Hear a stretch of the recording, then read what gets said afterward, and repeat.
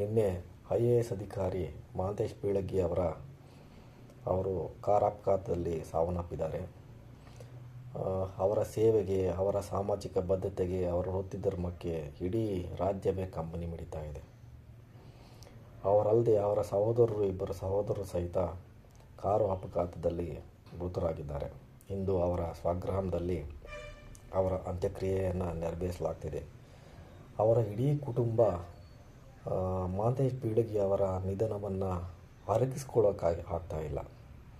ಯಾಕಪ್ಪ ಅಂದರೆ ಅದೊಂದು ಕಾಲದಲ್ಲಿ ತುತ್ತು ಅನ್ನಕ್ಕೂ ಸಹಿತ ಕಷ್ಟಪಟ್ಟ ಜೀವನ.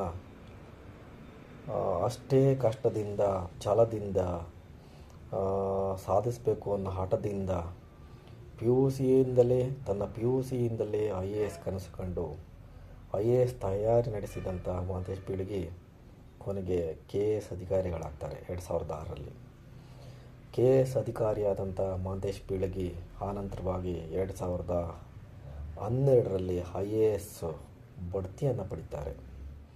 IAS ಅಧಿಕಾರಿಯಾದ ನಂತರ ಮಹಾಂತೇಶ್ ಬೀಳಗಿ ರಾಜ್ಯದ ವಿವಿಧ ಜಿಲ್ಲೆಗಳಲ್ಲಿ ಜಿಲ್ಲಾಧಿಕಾರಿಗಳಾಗಿ ಸೇವೆ ಸಲ್ಲಿಸ್ತಾರೆ. ಅದರಲ್ಲೂ ಕೋವಿಡ್ ಟೈಮಲ್ಲಿ ದಾವಣಗೆರೆಯಲ್ಲಿ ಅವರು ಸಲ್ಲಿಸಿದಂಥ ಸೇವೆ ಆ ಜಿಲ್ಲೆ ಜನತೆ ಯಾರ್ಯಾರು ಮರೆಯೋಕ್ಕಾಗಲ್ಲ.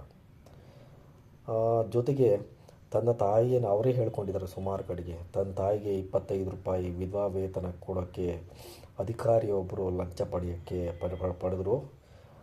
ನನ್ನಂಥ ಸಾವಿರಾರು ತಾಯಂದಿರಿಗೆ ನಾನು ಯಾವುದೇ ಲಂಚವಿಲ್ಲದೆ ಅವರಿಗೆ ವಿಧವಾ ವೇತನವನ್ನು ಕೊಡಿಸ್ಬೇಕು ಅನ್ನೋ ನಿಟ್ಟಿನಲ್ಲಿ ಮಹಾಂತೇಶ್ ಬೀಳಗಿ ಛಲತೊಟ್ಟು KS ಅಧಿಕಾರಿ ಆದಮೇಲೆ, ಜಿಲ್ಲಾಧಿಕಾರಿ ಆದಮೇಲೆ ಅದಕ್ಕಾಗಿಯೇ ಪಿಂಚಣಿ ಅದಾಲತನ್ನು ನಡೆಸ್ತಾರೆ.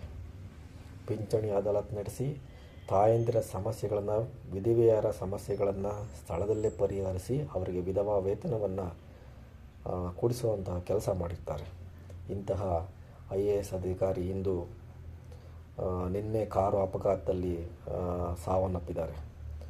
ಅವರ ನಿಧನಕ್ಕೆ ಈ ಮೂಲಕ ಸಂತಾಪವನ್ನು ಕೋರೋಣ. ಅವ್ರ ಬಗ್ಗೆ ಒಂದು ಘಟನೆ ಹೇಳಲೇಬೇಕು.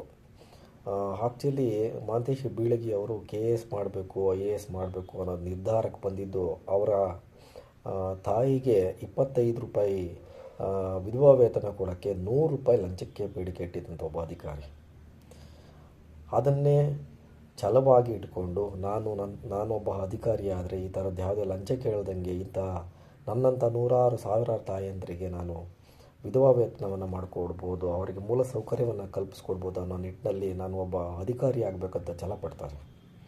ಅವರು PUCಯಲ್ಲಿದ್ದಾಗ ಒಬ್ಬ ಸೋಷಲ್ ಟೀಚ್ ಮಾಡ್ತಿದ್ದಂಥ ಮಾಸ್ಟ್ರು ಅವರಿಗೆ IAS ಬಗ್ಗೆ ಅರಿವು ಮೂಡಿಸ್ತಾರೆ. IAS ಅಂದರೆ ಏನು ಅಂತ ಹೇಳಿ ಅವರಿಗೆ ಆ ದಿನಗಳಲ್ಲೇ ಮಹಾಂತೇಶ್ ಬೀಳಗಿ ಫಸ್ಟ್ ತಿಳಿಯುತ್ತೆ. ಆ ಬಳಿಕ IAS